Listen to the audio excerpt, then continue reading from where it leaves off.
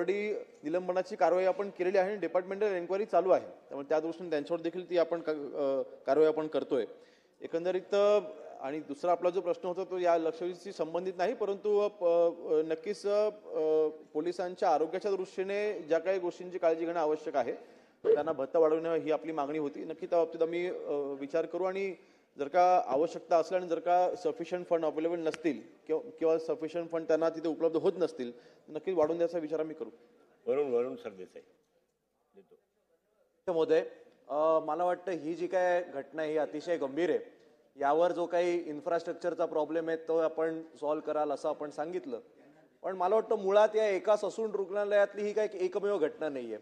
गेल्या वर्षी जेव्हा तो पोर्सचा ऍक्सिडेंट झालेला तेव्हा सुद्धा ब्लड सॅम्पलचं जे काही आदला बदल झालेली ती सुद्धा या ससूनमध्येच झालेली.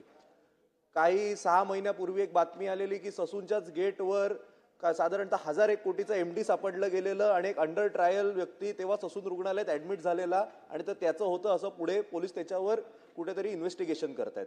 माझा प्रश्न हा आहे की ही एक मोडस ऑपरेंडी समोर येते. ससून रुग्णालयात एकदा का कुठला क्रिमिनल किंवा अंडर ट्रायल गेला किंवा आतली कुठली यंत्रणा त्याला मदत करते का? आणि याला जोडून माझा दुसरा प्रश्न असा आहे की वारंवार सगळ्या शासकीय रुग्णालयांमध्येच बरोबर हे सगळे आरोपी ऍडमिट कसे होतात? एकदा जेलमध्ये गेले की यांचे ब्लड रिपोर्ट असे येतात की 6-6 महिने वेगवेगळ्या शासकीय रुग्णालयांमध्ये जाऊन ऍडमिट होतात. इकडे जाऊन ते त्यांचे गँगचे ऑपरेशन चालवतात आणि हे सगळ्या पोलिसांना सुद्धा माहिती आहे. हे आता टीव्ही शो मध्ये यायला लागलं. नेटफ्लिक्सच्या पहिल्या एपिसोडमध्ये दाखवतं की सगळे क्रिमिनल हे वेगवेगळ्या गव्हर्नमेंट हॉस्पिटलमध्ये असतात. मग सरकार करतंय काय, हा माझा प्रश्न आहे. एकंदरीत ही व्यक्ती जी होती ती साताराला त्याला अटक करून ठेवलं होतं. त्याला फीड देत असल्यामुळे त्याला अर्थातच जर का एखादा आरोपी असेल तर त्याला शासकीय रुग्णालयामध्ये आपण त्याला ऍडमिट करतो, त्याला आपण प्रायव्हेटमध्ये ठेवत नाही.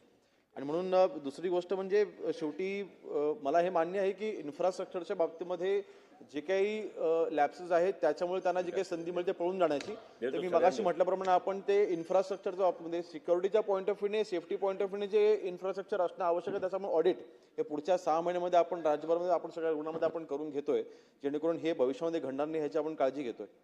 हरीश पिंपळे